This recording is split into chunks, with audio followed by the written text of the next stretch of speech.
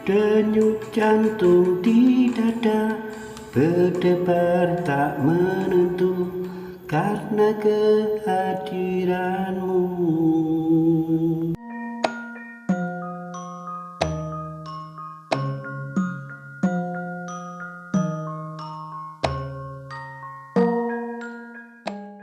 Para sutresna budaya basa Jawi sugeng pepanggihan malih kalian Subadi Prawata.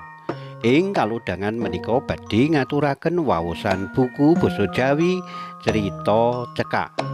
Anggitanipun J.M.V. Sunarjo kanthi ira-irahan sing dadi jalaran.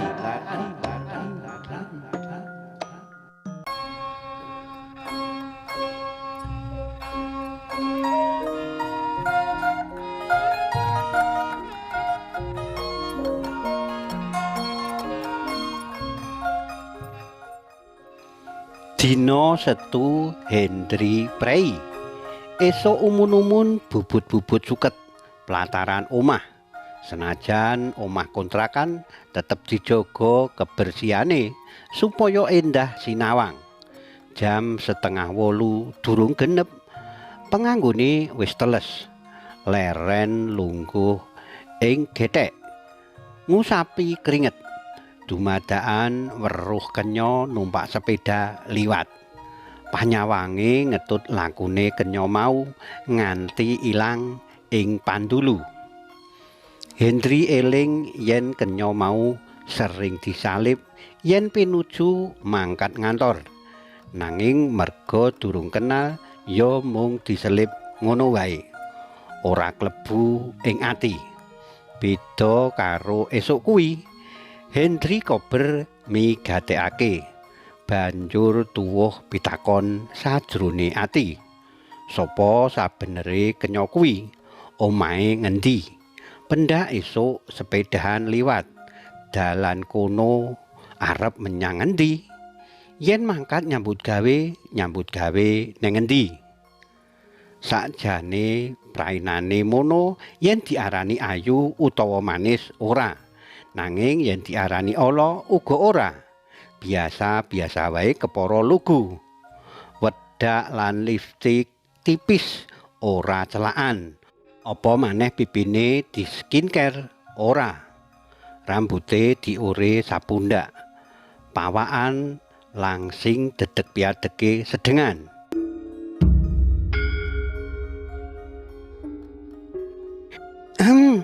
Esuk-esuk kok wis ngalamun nak Hendri. Pitakonan sing kuwawa mbuyarake panguda rasane Hendri.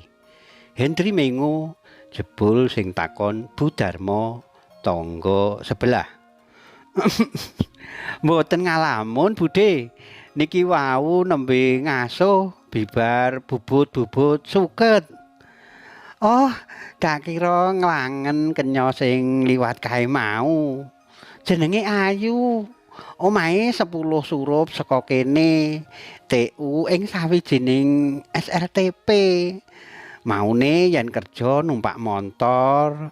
Wiwit 5 sasi sepedahan sing dadi jalaran merga bapake seda 2 taun kepungkur. Banjur ibune nyusul 7 sasi candhake. Dene sing jalari wong tuane seda merga stres. Kapusan sawijining pawongan sing ngaku aparat. Pawongan mau janji arep nikahi Ayu. Saben sambang tumpakane mobil gonta-ganti. Ing sawijining dina pawongan mau nyilih sertifikat tanah minangka jaminan kredit bank kanggo biaya kenaikan pangkat. Wiwit nggawa sertifikat, pawongan mau ora tau ngetok. 3 sasi sawise kuwi ana rentenir teka nagih utang ndenda sing ora setitik. Kabar pungkasan sing dak rungu yen sajroning 4 sasi iki Ayu ora bisa nebus sertifikate kudu metu saka omahe. Kamangka motor lan isine omah wis disita kabeh. Yen nganti disita Terus manggon nang ngendi bocah kuwi? Ya tegar-tegare ayu, yen nganti seprene cilik ae ora stres, gedene nyusul wong tuane.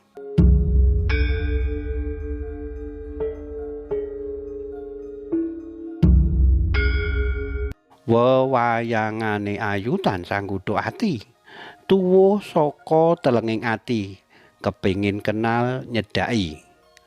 Dina Senen candhake. Hendri sengaja nyepeda barengi. Sugeng enjing Mbak Ayu. Panyapane sawise bisa barengi. Ayu mengo, mesem ampang ora wangsulan. Hendri maklum wong pancen durung kenal. Ditepungake, aku Hendri. Kepareng to yen aku barengi tekan SMP panggonane kerja. Senajan Hendri crita ngetuprus ora ana owah-owahan ing praene. Eseme tetep ampang. Ayu menggo ing sawijining SMP. Sepisan maneh Hendri maklum. Kejaba durung kenal sajake kenya mau isih trauma. Hendri ora surut anggone duwe niat nyedhaki Ayu. Saben esuk dibarengi, diajak gegojekan. Ayu luluh kekarone kober ijol-ijolan nomor ponsel, mbacut chattingan. Nalika Hendri ngirim video nalika dheweke karaokean nyanyekake lagu yang pertama kali, lagune Pance Pondah sing saire. Denyut jantung di dada berdebar tak menentu karena kehadiranmu.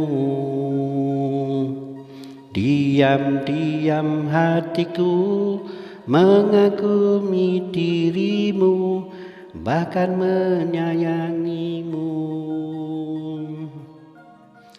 Untuk pertama kali itu pun ku akui kau begitu berarti. Rasanya ingin selalu dekat-dekat dirimu, tak ingin pisah lagi. Yang pertama di dalam hidup ini, rindu dan sayang menyiksa diri.